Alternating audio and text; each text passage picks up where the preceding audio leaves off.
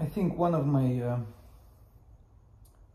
few first sessions, reading sessions, are like this. Sometimes I do it. This one is by Craig Wynn, my friend from Los Angeles, and he writes interestingly. I am Ghena Morosanu. I enjoy art. And we're gonna start reading this one now.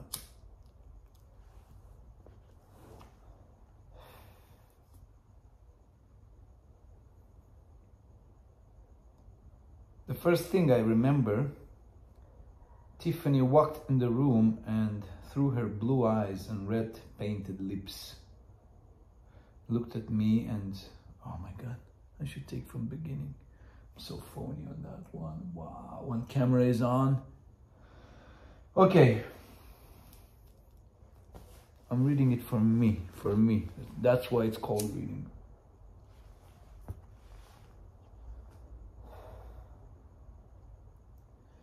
The first thing I remember, Tiffany walked in the room and through her blue eyes and red painted lips, looked at me and suggested a story about two girls, polar opposite. One, a blonde, like someone you could bring home to mother, and the other one, dark hair, white-skinned, submissive, who liked to be tied down and fucked by, but they were really the same girl, and that girl would just be her. And we would tell that lie to the world with photography and diary entrance. Of course, do it pornographically. After all, this was the beginning of the internet. And there was no other way to make money on the internet in those days other than selling pornography. So this is what we did. And we made money. And she became famous. They became famous. Abby, the blonde one, and Uma, the other. And after a while of doing this, she walked back in the room and told me about something she saw on the internet called Jenny Cam. That was about some girl who set up a camera in her home and lived on camera and supposedly hid nothing, at least showed everything you could possibly show with one camera, and she was becoming famous because this was real life and was not filtered by the networks and censors and time limits. Wow, this was some girl who just lived online. So I thought, this is pathetic. One camera.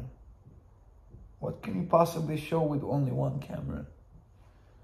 I did not mention this earlier, but I was not exactly insane in those days, but certainly not sane. I was angry. Angry at myself for a lifetime of lies, of telling lies and living lies and hiding the truth and hiding my desires that I wasn't even aware I had. And working in Atlanta in advertising and hating my life and the stagnation of my life and the boredom of my life, I also wasn't very happy about being with my wife, who was a lesbian, which I figured before we got married, but was confirmed after we were divorced when my brother-in-law saw her in a Baskin Robbins ice cream shop with her girlfriend nuzzling each other. He told me this with what I imagine some trepidation mixed in with repressed humor, and I heard this and was not surprised or shocked. My thought was probably like, and that was that. I remember after I had left Atlanta to move back home to Los Angeles, which was my home and had always been my home, and I was sitting at my desk in my apartment, in an apartment building I owned, that I heard a knock at the door, which was not at all usual, as I did not know anyone in Los Angeles. Then, or come to think of, even now 20 years later. And through the screen door, I hear a voice that belonged to my ex-wife, or soon-to-be ex-wife, calling my name. "Hello, Darren. You in there?" "Lori, what are you doing here?" I can't say I was terribly surprised, because she was a bit of a ball buster and wasn't shy about much, and certainly not afraid of embarrassing herself. A trait I don't have. She must have by that time seen our credit card statement and seen the thousands of dollars I spent at strip clubs, and assumed something that was not correct.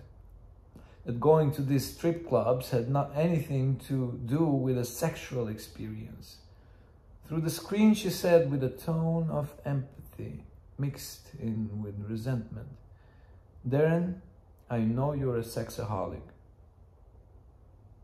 Without a moment of reflection, I answered with a line that had more truth in it than any false statement I hadn't offered to countless others.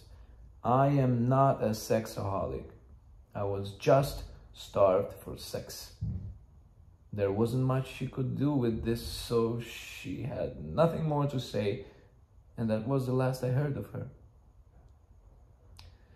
I have occasionally searched for her online to see what came of her life. She was with a girlfriend who I think lesbians like to call their wives, and living over the hill from Santa Barbara in some trailer or something with her dyke wife, who is a park ranger or some job that is appropriate for a woman who has no affinity with being a woman. She was also a writing teacher at the community college in the Valley.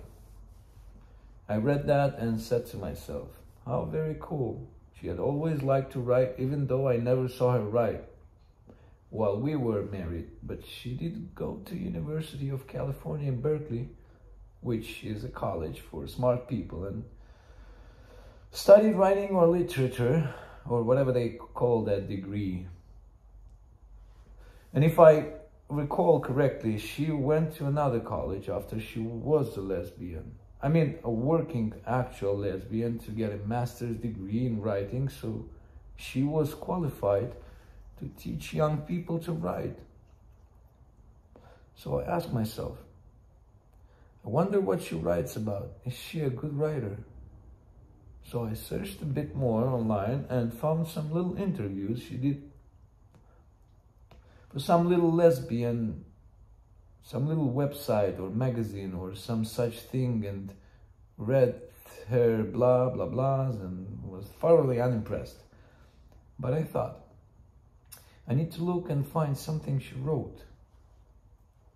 And I found some short stories she did. I don't remember what it was actually about, but it was shallow. That's all I remember about.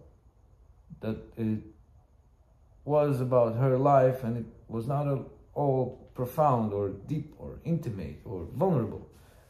So I wrote her and told her this. I hope she never received my letter, but anyway, never got a reply. Well, some years later, I did another search and found another short story she wrote about her life. And with that one, I was like, yep, that's what I thought happened to you. You were all molested as a children. Now, every woman I've ever been with, or at least been with since I was a kid, has been molested. And most girls I know or knew well enough to have conversations with have been molested. So she was molested, and I knew forever that she had been molested. After all, each of the siblings lived the adult life of a molested child. Lori was a hard woman who was a lesbian. Her brother had created terrible illnesses in his body. His whole life. First, a painful skin disease, which I can't remember what it's called, but it is some autoimmune thing, which is basically your body attacking and destroying itself.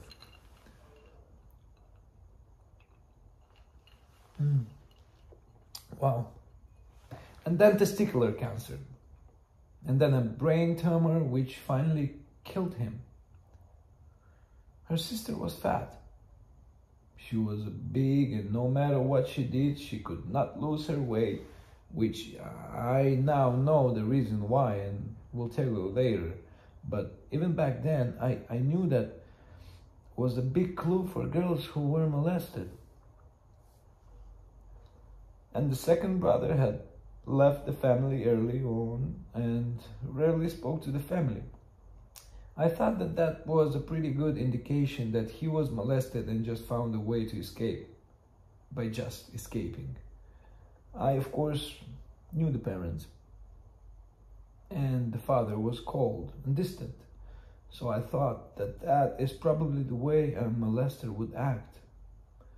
For so many women I knew who had been molested, I'd never known a molester or had a conversation with a molester, so I could say to myself that this is what a molester looks like. But of course, if every girl I ever knew had been molested, that it goes without saying that there were a hell of a lot of molesters out there, and I had surely spoken to many of them. So the fact that I pegged the father as the molester and was wrong, well, that's the reason why. So this second story I read by Lori talked about her molestation as a child and how it was her cousin who did it and blah, blah, blah, but she didn't have a cousin, so I figured it was not her father, but actually the brother who ran away and never contacted the family. Shame will make you do that. I figured it was the brother. So when my girlfriend Tiffany, who was actually Abby, the one you could take home to meet the family, and also Uma, the girl who had dark hair and liked to be tied up and whipped, came to me again and told me about that girl who lived on camera 24 hours a day. And I had thought to myself how pitifully simplistic that was. I knew we could do it much better. That's how it all started.